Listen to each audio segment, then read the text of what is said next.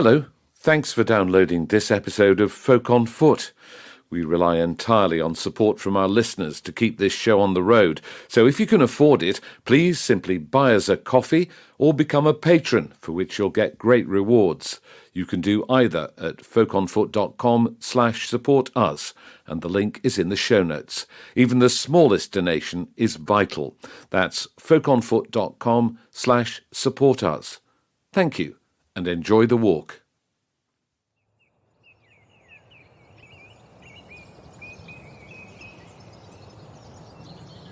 It's 8 o'clock on a February morning, and as we drove here from St Andrews, 20 minutes away, the light was coming up, and you can hear the end of the dawn chorus going on here. And we're in Tentsmuir Forest, which is this big expanse of forest right next to the sea on the coast of Fife. And we're here to meet two extraordinary musicians who've teamed up to make one of my favourite albums of this year. James Yorkston is a man of Fife. He lives here. And Nina Persson is the lead singer of the Cardigans, and she's from Sweden. But the two of them teamed up with the Second Hand Orchestra to create the album The Great White Sea Eagle, which has haunting personal songs. And we're hoping that James and Nina will share some of those songs with us as we walk through this glorious forest.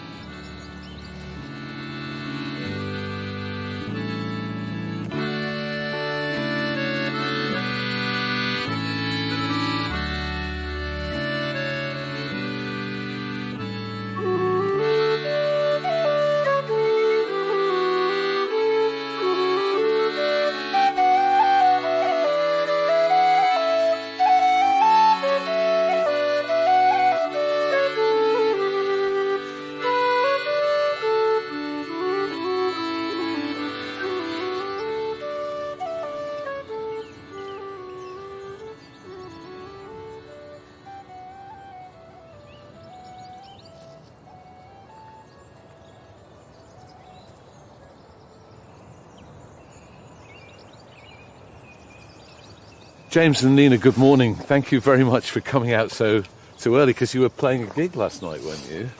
Yeah, we were playing in the Bio Theatre in St Andrews. It was wonderful, I must say. We really enjoyed it, and we're going to talk more about that later, because it was one of your To Sup with a Fifer concerts. But where have you brought us, James? What is this place? This is Tentsmuir Forest, which is just above the East Neuk of Fife, between East Neuk and Dundee. And it's a large sandy forest with trees that come down very easily in the wind. And it's where I come and cycle with my children for many hours to lose myself from the screen, the computer screen, you know? Yeah. It's a good place to remind yourself how old you're getting and how much faster my son is on the bike than I am. And Nina, I always associate Sweden with forests. Are forests kind of important in your life as well? Well, sort of. I haven't grown up being that much of a nature person, but I recently got a place in the country. So we've started to discover the forests around the house a little bit. So recently it's become more so. Yeah, because we're all in our anoraks here, and you're in your fur coat, which I think, is really glamorous way to explore. You don't think I look like an outdoorsy person?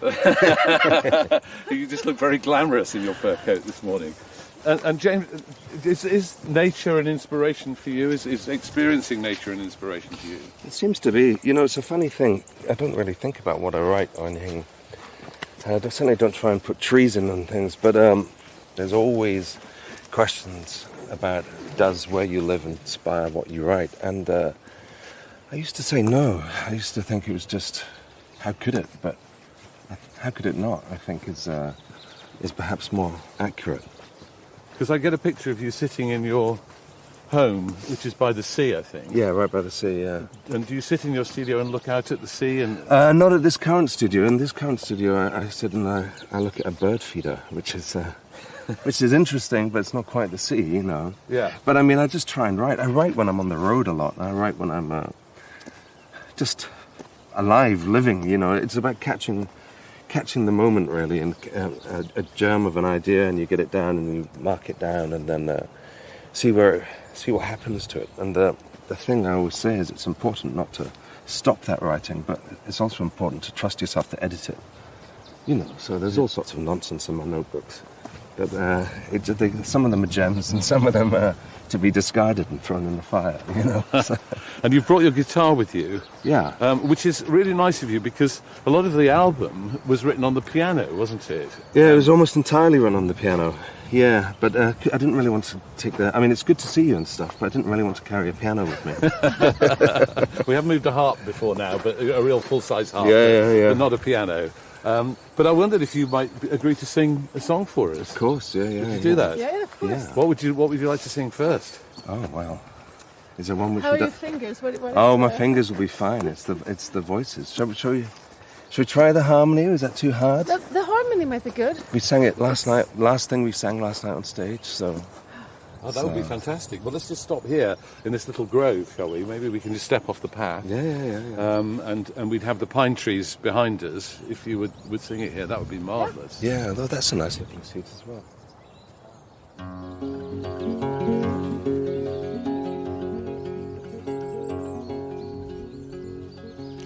You and I, we own the truth, our whole life, reality. We settle, we promise everything. Here on the outskirts, life suits me. I know my love, I hope you know. I've kept that love, I've kept it close, but harmony, it has escaped me. And the world became too fast, and if I were a gambling man, I would not trust it by half. For the world became too fast, and I'll do my best to understand.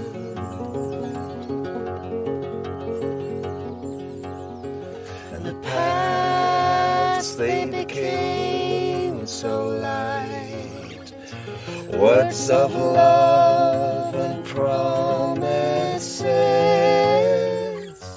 Distance became everyday, and best intentions, they drift away. And oh my love, I hope you know, I've kept that love, I've kept it close, but harmony, it has escaped me.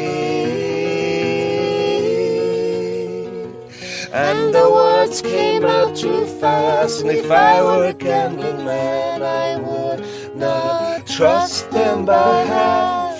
For the words came out too fast, and I'll do my best to understand.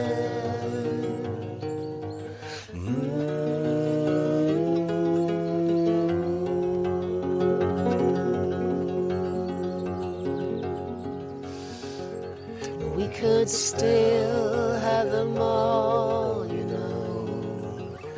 Our quiet hours, our rest at ease, safety in each other's arms, each other's plans, each other's dreams. And oh my love, I hope you know, I've kept that love, I've kept that hope, but harmony,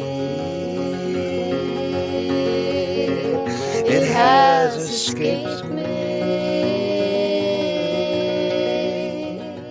And the world became too fast, and if I were a gambling man, I would not trust it by half, for the world became too fast, and I'll do my best to understand.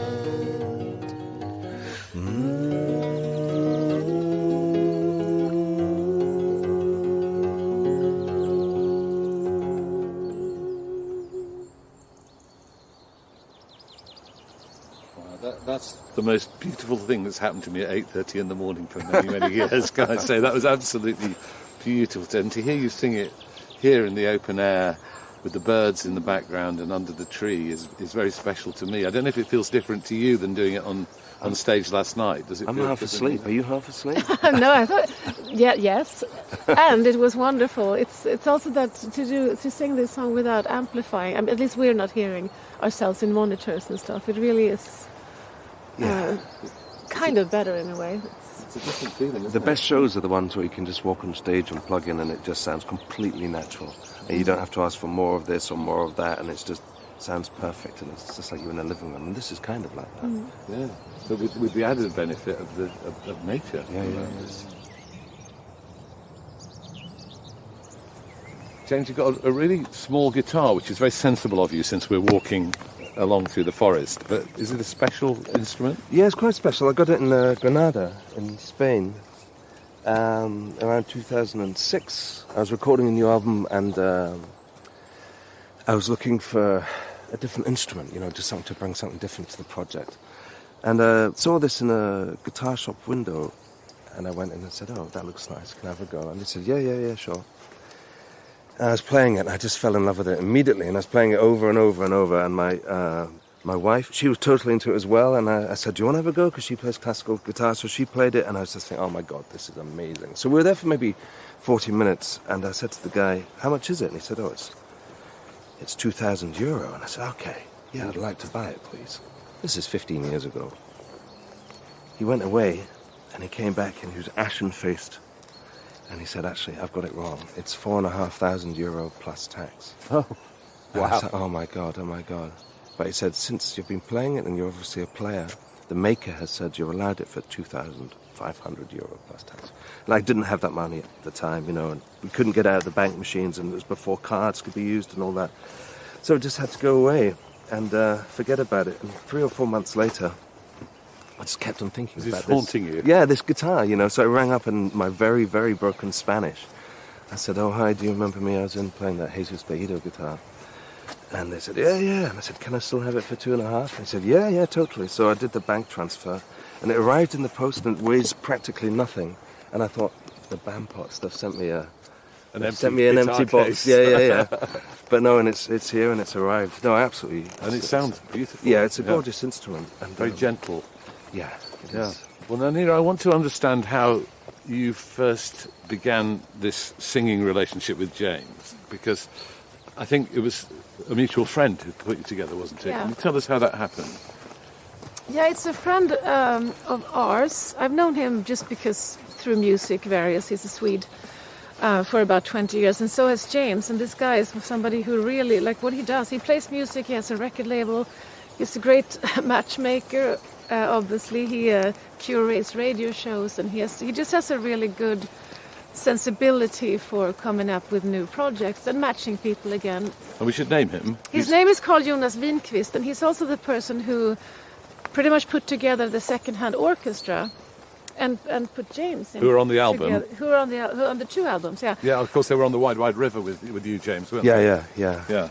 We've had a relationship, me and Carl Jonas, where he sent me different suggestions for. I think we've been trying to do something for a long time, actually. And then this one came up. He's like, "Now I have this guy James who's going to make a new record," and told me about the project. And I was sent a few songs, and Carl Jonas described the project to me, and I thought it musically sounded fantastic. And also as a project, it was nice that it was a request where I wasn't just asked just to top line something or just come in and out or email files even of vocals.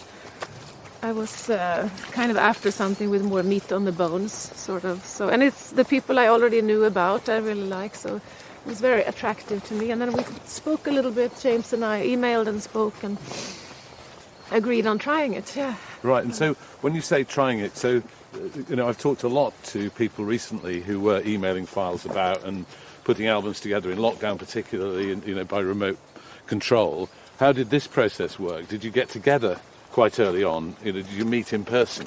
Well, we actually only met in person when James was already traveling to Sweden and we were on our way to record the album. Right. Yeah, we had Zoomed and stuff. Yeah, James came to Malmö and we had an afternoon together where we sat down and played and sang.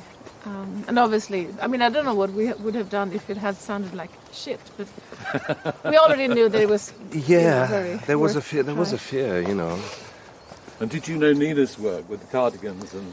Yeah, my music the music I'm interested in tends to be the kind of more traditional music from all over. But of course, I knew the big hits. But then back in the day, when I first moved to Edinburgh from the East Nook, I got in with a whole bunch of music guys, and we were pre-internet. You'd buy an album, and if it was good, you'd pass it around your friends.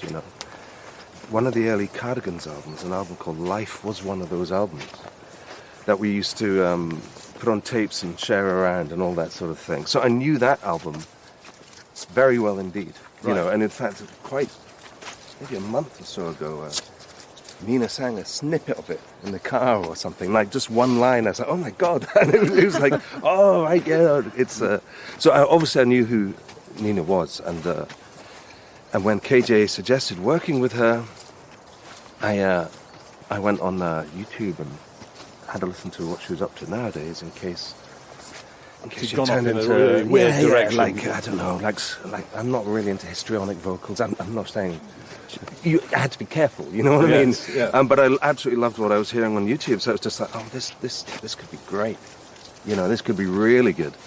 So I was very happy, and it works. I love it. I especially love doing it live now. It's blending the vocals together. It's such a. It works beautifully. It absolutely works. works beautifully. We're walking through a great pile of mud. Yeah.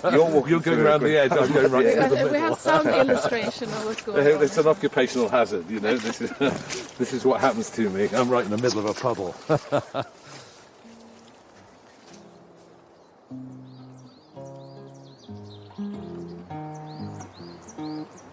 Wow.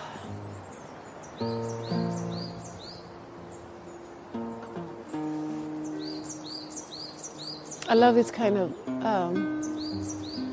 pines, beach pines.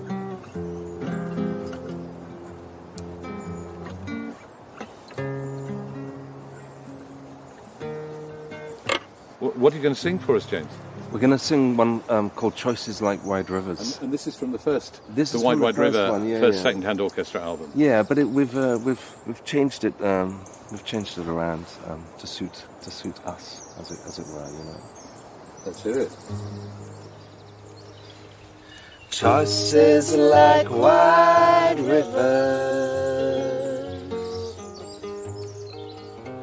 Choices like wide rivers. Summer for your love.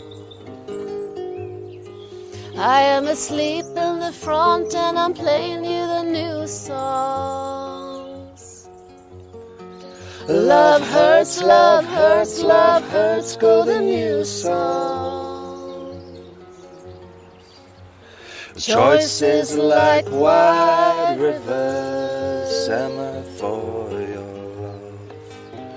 Choices like wide rivers, summer for your love, love, love, love. And when we came to the wide, wide river, I fell on my yellow belly and I swam. And when I reached the other side, I upped to my chicken feet and I ran. Choices like wide rivers.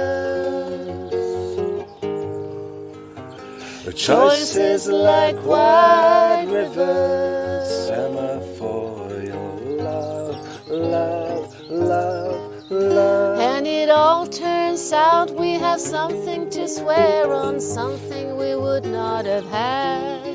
and it all turns out we have somewhere to pour our love, love, love, love. Choices like wide rivers, choices like wide rivers. Summer for your Love, love, love. I am asleep in the front and I'm playing you the new songs. Love hurts, love hurts, love hurts, go the new songs. Choices like wide rivers, summer for your love. choices like wide rivers. Summer for your Love, love, love, love. I wish the birds could sing more in tune. I know, it was definitely them, wasn't it? It wasn't me. They were all singing with you. That was beautiful. Thank you very much indeed. Absolutely. I mean, just sitting on a log here under a tree, there's nothing better, is there? There's nothing better. If there'd been something to keep our asses dry, it may have been slightly better. You're a bit damp now, you've been sitting on that log. Oh, we're sacrificing for art.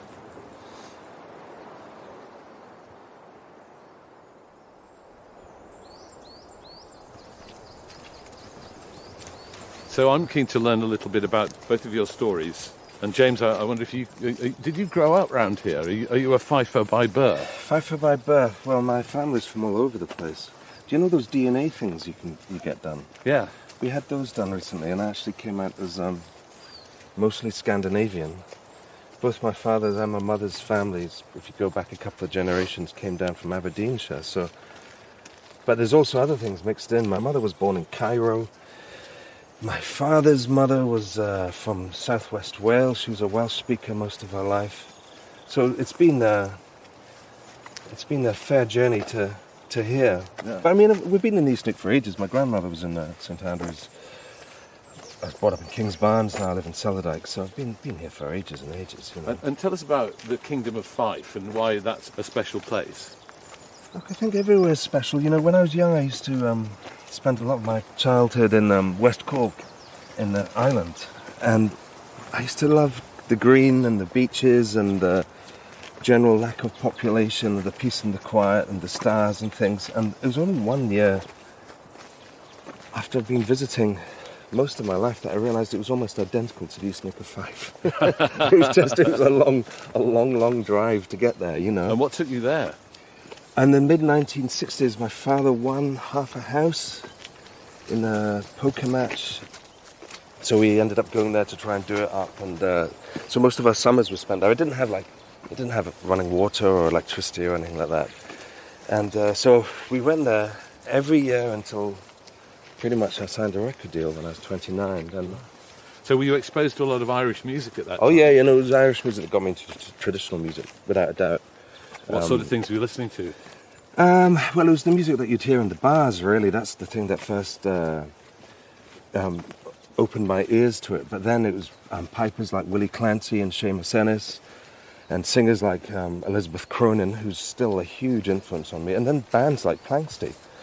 When I was about 15 or 16, I started kind of rediscovering that music and listening back to it and trying to get this music of my childhood, you know. I knew people like Sheena Wellington, obviously, Scottish traditional singers. But I'd always veered clear of the English stuff because for some reason I thought it was very courtly and staid. But then I heard Anne Briggs. And this is like when I was 20 or something. And that just opened up English traditional music for me completely. And the stories and her singing. And I know she's very influenced by the Sean-nós singing of Ireland, so maybe that's why I got into it. And then that just opened everything. And from then on, now I listen to traditional music from all over. I love going back to the roots. So people like Rakata Zafi from Madagascar, and Degari, obviously, again, another Malagasy guitar player. And then on to people like Umu Sangare and Orchestra Baobab and Ali Fakatare, all these people, you know. So that was the music that really inspired me. But I mean, So it's all kinds of traditional music, not just the traditional music of your home Oh yeah, place. absolutely. I mean, I love Dick Gaughan, obviously, you know, and I love people like John Strachan and you know, there's all sorts of music from anywhere, really. You know, good music from anywhere. And do you find that you go away from the tradition and then come back to it?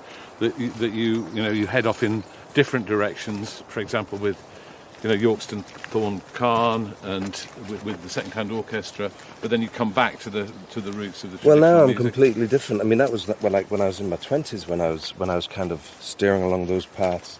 Now it's just what interests me and what doesn't. And now I find things like genre very sort of, you can shut yourself off from some great music, you know. So now I just listen to anything I like.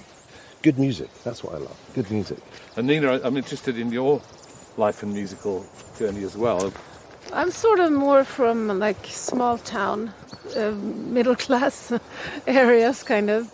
I gather a lot of churches in your Yeah, I lived in one for a long chunk of my life. I lived in a town that has tons of churches. But I come from a family that we moved there. I'm not from the area. And I moved there with my parents, and my mom is like a full-blown atheist, so that I was not part of the church environment. But I grew up around a lot of born-again people. We've come off the path a little bit, Nina, because it's very, very boggy and wet, but the trees are towering above us here, aren't they, which is incredibly atmospheric. So you were saying you were in this town with lots of churches, but Yes. that wasn't part of your life. No, not at all. But I think, in fact, the Cardigans formed out of boredom, in a way. And we were a minority, being like profane music makers And in being the town. atheists. Yeah, so we really had something to rebel against, and that helped us because we were so sweet in our sort of identity anyway. So it was nice to feel like we were rebelling against something. Good. Did they start and then invite you to join, or did you all come together at once? How did it work? I had started to do music in the afternoons with a friend of mine. We sort of actually joined the Cardigans together. We were a twofer. It was a guitar player and me. Right. Sort of, yeah. I had always been interested in music and listening to music, but not at all interested in pursuing anything or singing in any kind of context. I was more into like figurative art. That's what my path was at the moment. I had no hunger to enter the music world in any way, but my band took me into it pretty much, and it took off pretty quickly. So suddenly I found myself being a musician. Yeah, and if you'd gone a different way, would you have been an artist? I mean, would you have been a painter? Who knows? It was also the age when people went off to art schools. I did 1 year of art school. So, and a lot of anything could have happened after that, of course. But something like that was what I had in mind, architecture or art or something like that, yeah. But it did take off in a huge way. And then there was that soundtrack for Romeo and Juliet with Love Fool on it. And that went stratospheric, didn't it? The Baz Luhrmann film. How did it feel when you saw that film and you saw the impact it was having on the band? Well, I actually didn't see the film until like 10 years later, Really? to be honest. And the impact of it's funny, I was telling somebody about this the other day. Our day-to-day life was exactly the same throughout it all. It was just that people started to tell us that things were happening, and maybe we got nicer plane tickets suddenly and, more butter on our toast. That's sort of it. But the day-to-day work remained the same, and to this day, you only notice the difference really when you have a big break and you realize that people talk to you differently. And were there bigger audiences coming to see you? Yeah, Playing bigger eventually, of stadiums course. and- Of course, that was a difference too. Eventually, yeah. Yeah. Did you enjoy that? Yeah, I quite did, but also on another level, not because it was also since it was not part of me I had no sort of career wish in this field, and I had no intention to be recognized or to get famous or to have top charts or anything. I would have given it away to anybody who wanted it more than me if I could have sometimes. But it is what it is, and it's like in retrospect, I'm really happy I have all that behind me. I'm really happy I have experienced it, and I'm happy that I still can work with music and not have that sort of. We talked about it, James and I, also how that can really destroy you sometimes as a musician and as a creator. That you feel like you start to believe that you've done your best. You have done the best is already behind you, sort of. And that was never something I was thinking, which I'm happy about. I just want to ask you about one thing which I saw on YouTube, which must have been an amazing moment in your life, which was I saw you singing a Led Zeppelin song to Led Zeppelin. Right. At a prize-giving event, the Yeah. Polar Prize. You sang Whole Lot of Love Yep. to Robert Plant and Jimmy Page. Did you see them laughing in the audience also? Yeah, but I think it was with pleasure. I think I they were think so, applauding yeah. your performance. But were you scared when you had to go out there and sing that to them? I think I was quite scared actually, and I remember it because that whole performance to me is like a big blackout. So I have also only experienced it watching it on YouTube. Because So you just had a blank I to all that. I was in another zone completely. Were There you- was also were you frightened? royalties in the Oh, right, in so the the audience. king was there as well. I think what the Led Zeppelin guys are sitting next to the Swedish royal family, really. So it was quite intense audience to sing to. Yeah. So, and you're going to sing to Robert Plant a song that he has vocally made famous. How Yeah. did you prepare for that? Did you rehearse for No, I weeks? think I had to just dive into that zone where I have no memory left anymore. There was not also like there's nothing you can do but just sort of headbutt it the task because it's there's nothing to there can be no pretensions because he's obviously done a fantastic performance. But it was really fun, and I'm actually proud of it afterwards. Also, Yeah. the band that is playing, the musicians are my friends, so I felt really comfortable in their company too. Did you see him afterwards? And did he give you Robert give you any comments? Or? Yeah, he did, and Rob, what's his name? The Jimmy guitar, Page? Jimmy Page sure did. What did he say? Well, he was just that's a different story. But they were, I think they were appreciative. Yes. It was interesting. Yeah, Well, let's walk on because James is getting ahead of us. So yeah. let's, He knows these woods. Let's get through the puddle.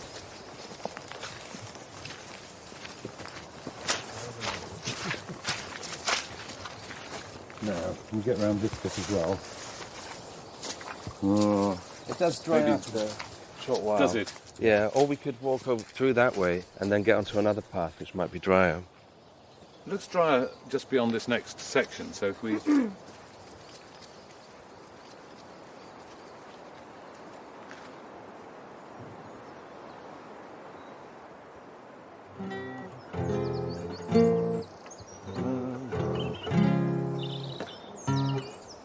would you just tell us about the song first before we play it?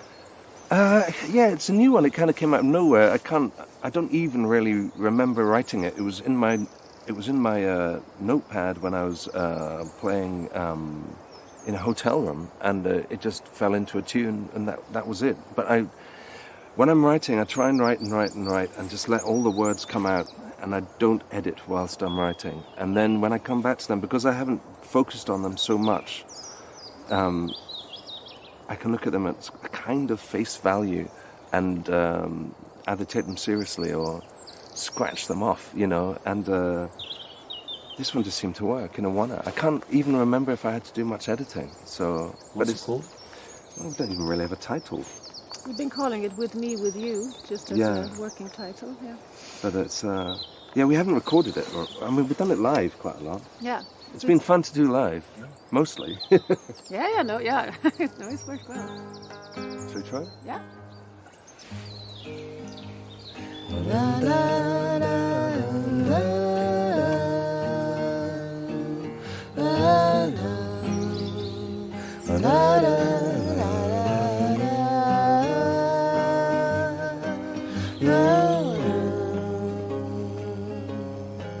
With me, oh, you can just be you,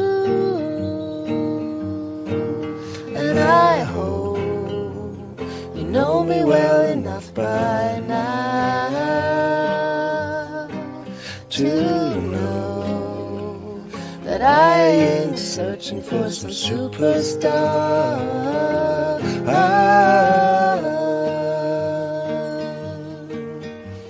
I want you just the way you are. With you, oh, I can just be me. And we know the value that brings. So if you're not searching for some superstar, I tell you I am right here. I tell you I am right here. I know this city with these streets. And just half a mile away from the cafe that I played, that does the best coffee. And I will not sell you short, take you anywhere else. La, da, la, da, da, da, da, da, da, da, da, da.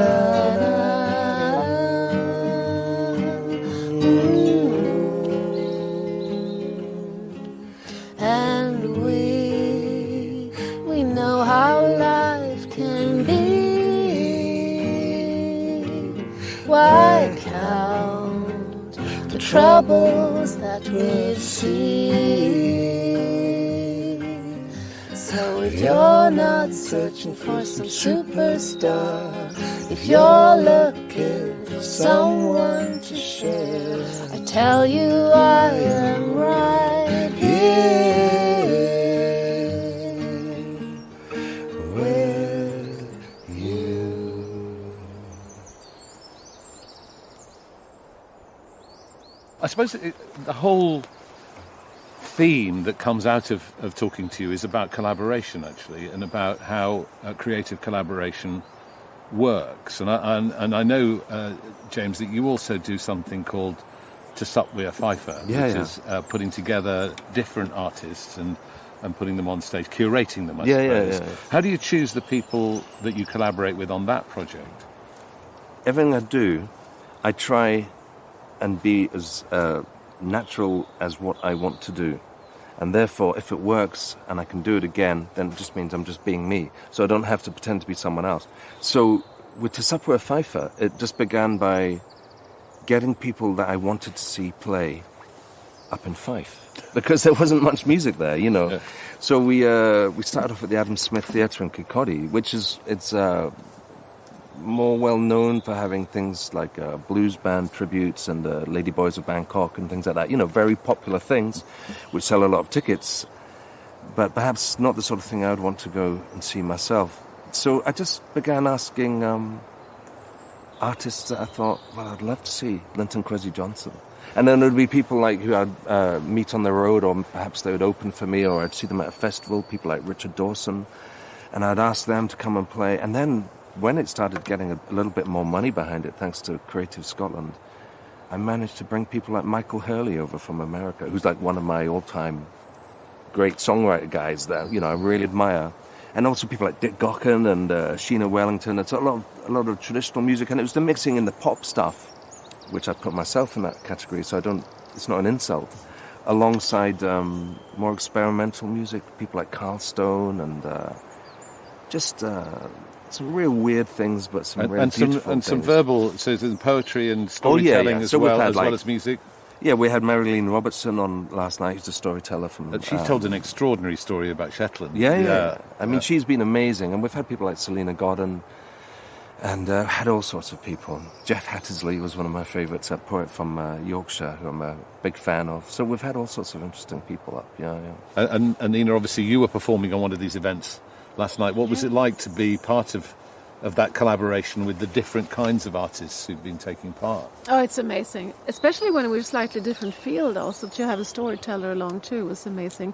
It's great. I've been doing some things like that too, and I think it's really like that's when you can really harvest as a touring musician as well, because you sort of you do your thing, but you also sort of just float around and experience and get to listen to other people and to hang out, and it is a bit like just a party with your friends, that thing. And the audience can sense it too, I think, that crossover and the camaraderie and everything. So it's a nice present that we can do once in a while as well. And you said earlier on that you've been teaching, and I think you teach creativity. Mm-hmm. You don't teach music, but you teach how to be creative, is that right? Yes, sort of, yeah. Creative development work, yeah. Yeah, so tell us what I would learn if I came on your course. Yeah, well, you would be alongside of like very young people. It's about. What it really is like a class, a forum where there's a lot of like their feedback happens there, and it's their peer-to-peer learning, and a lot of like creative methods, and it's also a place where you work with them helping them figure out their context as an artist. Because when you're at the music university, often you study hard, you learn a lot, and you tend to be very impressionable, and you tend to be very, like, sometimes you actually forget your roots and forget, like, what the core of your creativity is or was, or you become self-conscious, more critical of yourself. So it's a place where you sort of hone that and keep that and harvest that in a way. So the key to creativity is losing your self-consciousness in a way, is not being self-critical. Often, to not restrain yourself and to let yourself be, to let the flow be there, not to stop the flow, really. So it's all about that. And also it's a place where we learn to talk about music, feedback technique, in order to, because it's important also to be objective sometimes about music and not to be, because people can be very, very sensitive. And James, how does collaboration work for you? Is it a spur to creativity to have a refreshing collaborator come along? I mean, looking at your sort of history, it seems like you seek out a new collaborator from time to time in order perhaps to give you a new impetus. Yeah, I mean, most of my work is solo. I know it looks as though I have a lot of collaborators, but really there's only really been Yorkston Khan and now Nina and the Second Hand Orchestra. I mean, obviously work with different musicians to freshen up albums and things, but I feel as though a lot of my life is spent on the road solo with a guitar, playing songs, and I love that.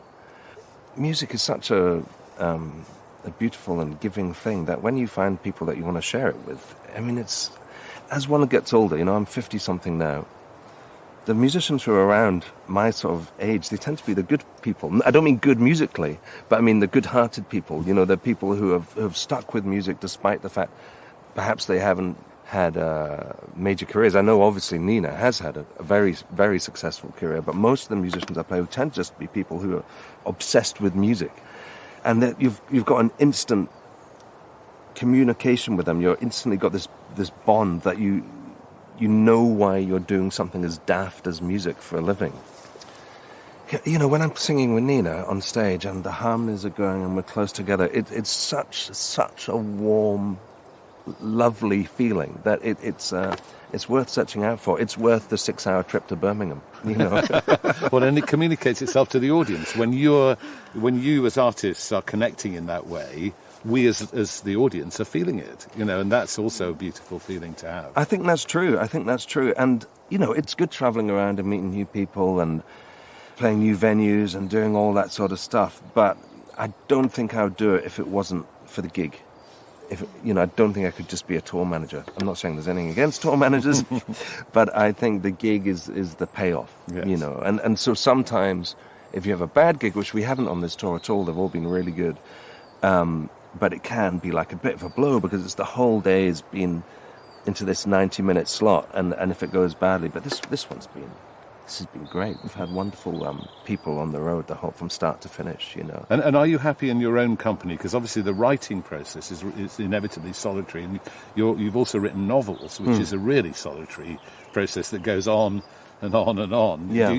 Do you find that more of a struggle than writing songs, or do you find that a great, refreshing I don't struggle change? with any of it. Right. It's because I'm lucky.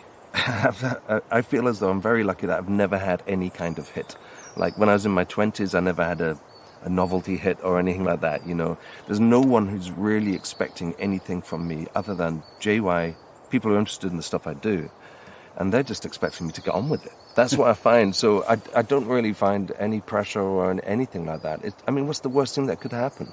Write a song and it's not very good. It's not the end of the world, But the novel, the worst thing that could happen is you've invested in thousands of words and then you read it back and you think, oh yeah, that could be a lot of wasted time. Well, I suppose I've never really.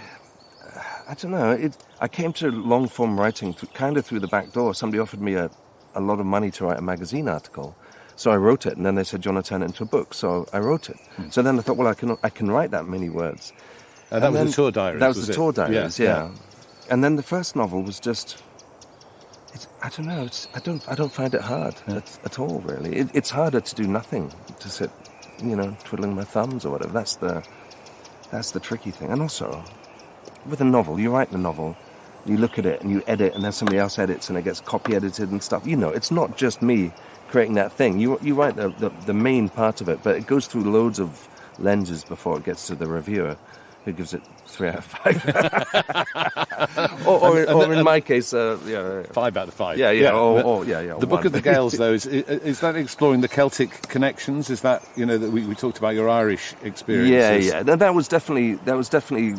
I wanted to write about my memories of our lives in Ireland in the mid-70s and into the 80s, and I wanted to write about that because I'd just written the Three Crows novel was written in Fife, set in Fife, and then the next one, which never actually got published but was bought to be made into a film, bizarrely, that was also written in Scotland, about Scotland. So I wanted to get out of Scotland, and Ireland is a place I know very well and I'm very fond of. So it's just exploring, and it's just a fun thing to go back to. It's a fun world. Oh, I remember that, and put that in. Oh, yeah, this bit. Oh, and that bit. It's just to make it easier. Path of least resistance, or something like that. So, and Book of the Gales again. It's I value these things. I value the books as highly as I value the albums as kind of career stamps. More than a remix. But it's an artifact that you can put on the shelf and say, this is where I got to at that stage. Yeah. This is something I did. Yeah. It's doing creative stuff. It's mostly fun, Yeah. And if you can get to the place where you're just doing it as, if I can get to the place, which I think I am, where I'm doing it as me and not trying to be like, oh, Ian Rankin, he does really well. Ian's a pal, and he's an amazing writer. But imagine if I wrote an Ian Rankin style novel and it went well, then the rest of my life would be, oh no, I've got to pretend to be Ian Rankin again. The whole idea is not pretending to be someone else, just being yourself and creating your art. And if you're lucky enough, then you can make some kind of living out of it. That's the cunning plan.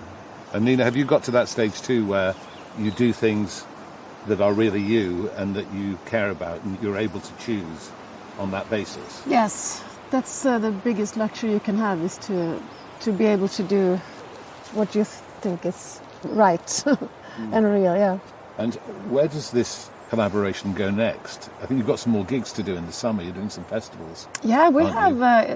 We have all the way through the summer, even starting to discuss in the fall for gigs. So that's what we know at this point. And you can't see beyond that, presumably, to whether there might be another album. We're talking about things back and forth a little bit, different things that could happen. Well, you built some amazing foundations, so it would be a shame for the house not to continue to grow. Exactly, yeah. Absolutely. We'll see, we'll see. I mean, fingers crossed, but yeah. Now we've been in the forest with muddy paths also together, so it's... It's a bonding experience, isn't it? Would you sing us one last song? Yeah, sure. What would you sing?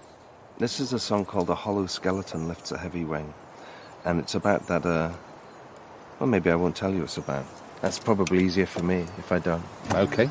We'll listen to the words. Okay.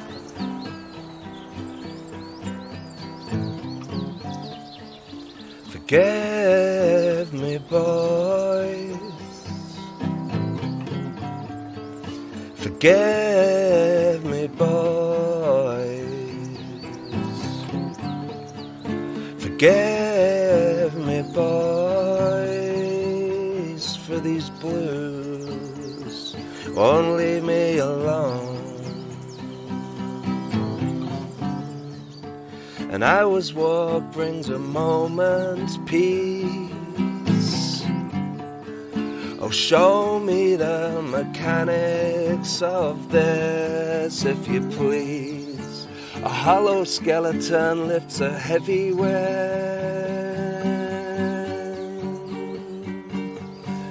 A hollow skeleton lifts a heavy weight.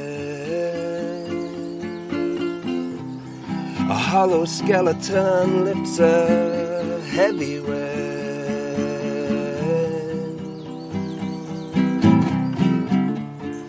The tree creeper, he owns this place. He runs the woods as I watch and wonder.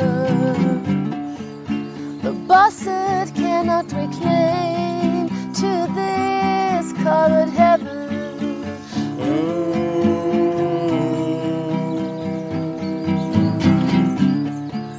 I dreamt I woke unburdened, and I walked and I ran. I dreamt I woke unburdened, and I did not look back. I dreamt I woke unburdened, and I walked and I ran. A hollow skeleton lifts a heavy weight.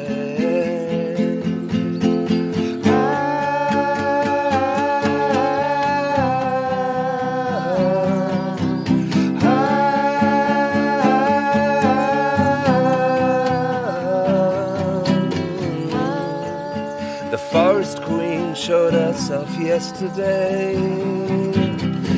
You don't need me to tell you how we waltzed. She asked, what are these cards you're dealing me? I replied, you should have seen some of the others. You claw for peace, we've reached halfway for better or worse. We've reached halfway for better or worse. We've reached halfway for better or worse. If the first half was rough, oh, the second is a curse. A hollow skeleton lifts a heavy weight.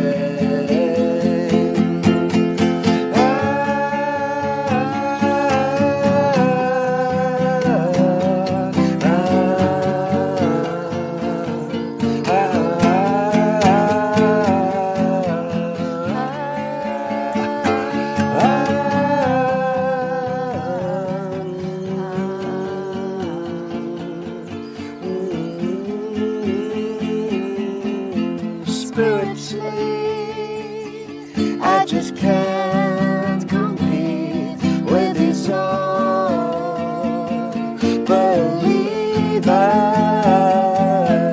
Spiritually, I just can't compete with these unbelievers.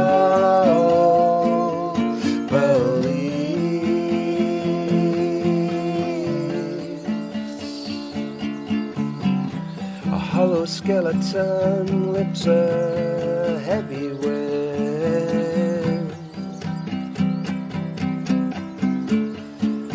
A hollow skeleton lifts a heavy weight.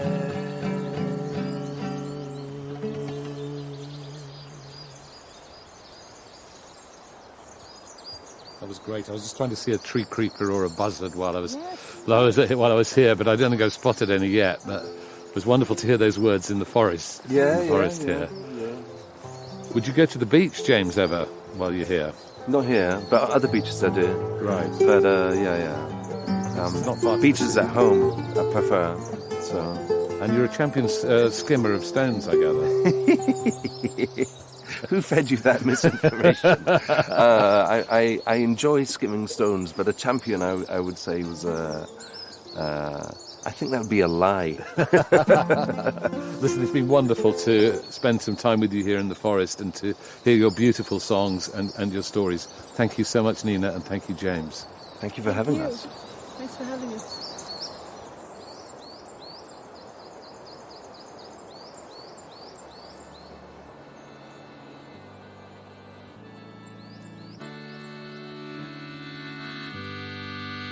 We rely entirely on support from our listeners to keep Folk on Foot going. So if you've enjoyed this episode, why not buy us a coffee? Just go to folkonfoot.com/support us. While you're there, you can also sign up as a patron. You'll get great rewards, including exclusive access to films of loads of the songs we've heard on our travels around the UK and Ireland, and the chance to be in the audience of just 10 people at a front room gig live on Zoom. Plus, there's the satisfaction of knowing that every penny you give will go back into making more episodes of Folk on Foot. So just go to folkonfoot.com/support us. The link is in the show notes. Also, please make sure that more people can find us by spreading the word on social media, subscribing or following us on your podcast app, and rating and reviewing us wherever you can. Thank you.